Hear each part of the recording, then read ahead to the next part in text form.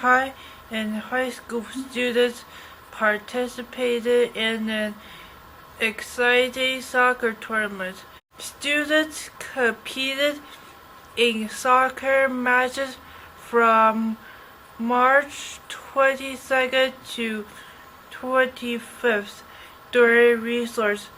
Many students and teachers cheered on their classmates as they watched the game. The game is special since Benji, a sophomore student, advocated to teachers in order to have the tournament. How did you come up with the soccer tournament? Well, it started in student government as an idea that I pitched to them. I was thinking of something along the lines of kind of like the hockey game or the staff versus students basketball game. I really wanted to do something like that for the students. My grade in particular loves soccer. I knew that the junior high loved it too. And I'm glad that I was able to get involved and make the effort. And I hope that this becomes a tradition. Team Iron Wall, which is made up of 3 sophomores and 2 junior high students, won the game. A new soccer trophy was purchased and will be engraved with the winning team name and displayed in Hayden Hall. I took a couple blows to the face, but I am happy as happy can be. I did what couldn't be done, in my opinion, for like kneeling down in some weird squat position. People said, stand up. No, I stayed down there, took a ball to the face, and came out with a trophy. I am happy. Well, first off, Benji was the one who picked me for this, so I was extremely proud. Did not expect to win, judging from how good his team was. Thank you, Bobby. And I'm just so proud of my team. Congratulations, Iron Wall, for winning the soccer tournament. Lower and middle elementary learned about geology and erosion through a fun experiment with chemically made crystals. I asked Maggie and her students to fill us in with the details. We're doing a unit on rocks and rock cycles and layers of the earth and all the tectonic plates and all that. So I thought it would be engaging to have them do an experiment of growing crystals. And I happen to have a crystal with the powders to make 9 different types of crystals. So we made a whole bunch of them, and then we put them through the rock cycle. So we made them, we let them grow, and then we eroded them. So we let them stay out in the rain, and that disintegrated them to some extent, but not much. And so then we ground them up in sand, and it was kind of like when you have fast motion filming and cameras. So it was kind of like that with the rock cycle. And I hope they came away understanding that the actual rock cycle takes millions and millions of years. So about the rock crystals, I found them fun to do with other classes. It was fun participating not just with our own class, but with upper elementary. Meanwhile, Jay Houston's high school science class was making rock candy by super saturation. How we performed it was we super saturated a mixture of sugar and a solution of water and sugar. We put the sugar in the water and we heated it up and made it so the sugar molecules can form inside the water and become super saturated. Well, super saturated means over the limit. So they're saturated, which is the right amount, and super saturated is beyond that. The student body would like to thank Jay's wife for convincing him to let us actually eat the candy this year. Here's more information from the mad scientist himself. Yeah. The solute was getting pulled out of the solution and sticking to the solid crystals that were on the stick. So we're talking about the solute, right? The sugar pulling out of the water and sticking to the crystals that had already formed on the stick. Wow, that sounds like it rocked. Thank you for watching. I'll see you next time on Stanbridge Student News. From March 23rd to March 25th, junior high had a science fair in Hayden Hall. Students were given 1 month to apply the scientific method on a topic of interest to them. For the project, they had to explain what they did and how it worked. Students took data at home and they brought in their science experiments for the science fair. Students presented these experiments to their classmates. I wanted to see how fast humans can throw. You know those pitchers, they can throw like 90 miles an hour or such. But how about the average human being? An average 5'9" male, or maybe a female. So I have the charts right here, and my hypothesis was that the pitch speed wouldn't fuse with age, but it would go down as you got older past age 25. So what I did was I gathered some people from middle L, upper L, junior high, and high school, and here are some results. And then I compared them with the major leaguers, and here are the results. See, they go down with age. Speed goes down with age. So my hypothesis was generally correct.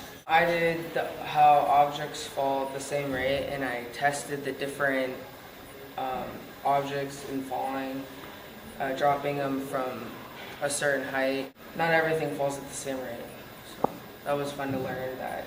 Sounds like the students learned a lot. Thank you for watching. This is a reminder that prom is on April 29th from 6:30 to 10 p.m. This theme is a night in Venice. All high school students are welcome to attend. Tickets are $40, which include dining, dancing, and a DJ. Tickets can be purchased in the front office. Buy them today.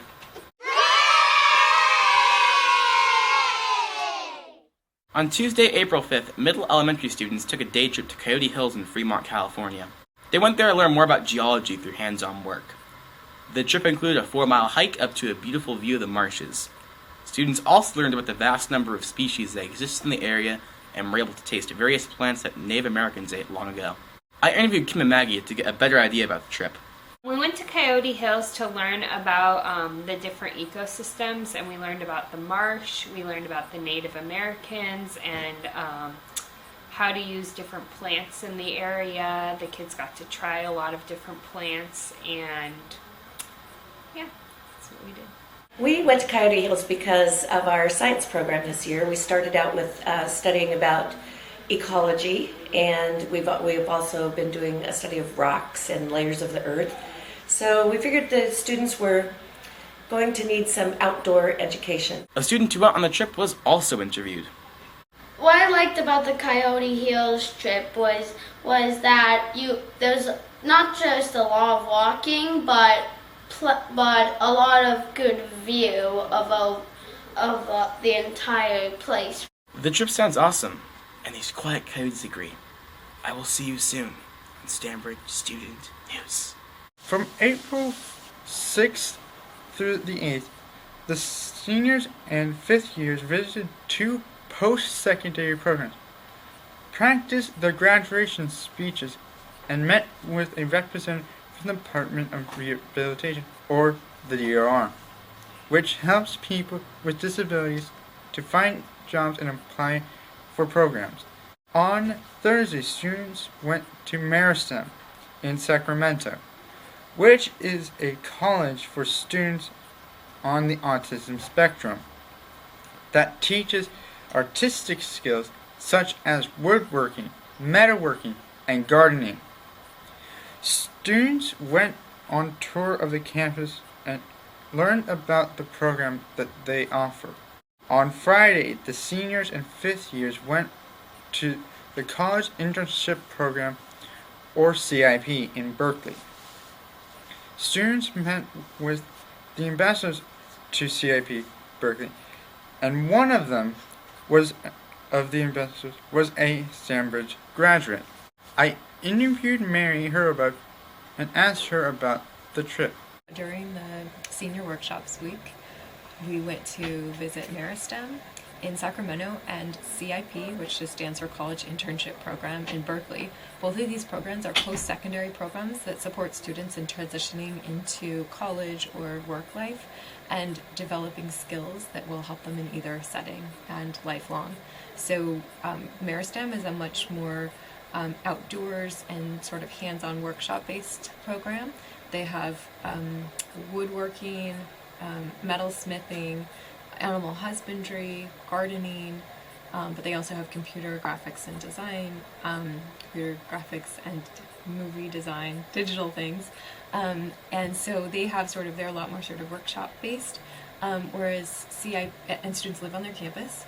CIP is different in that most students who are at CIP attend a college or do internships or work in the environment, and CIP is kind of a home base where they can get support with academics, support with living skills, etc.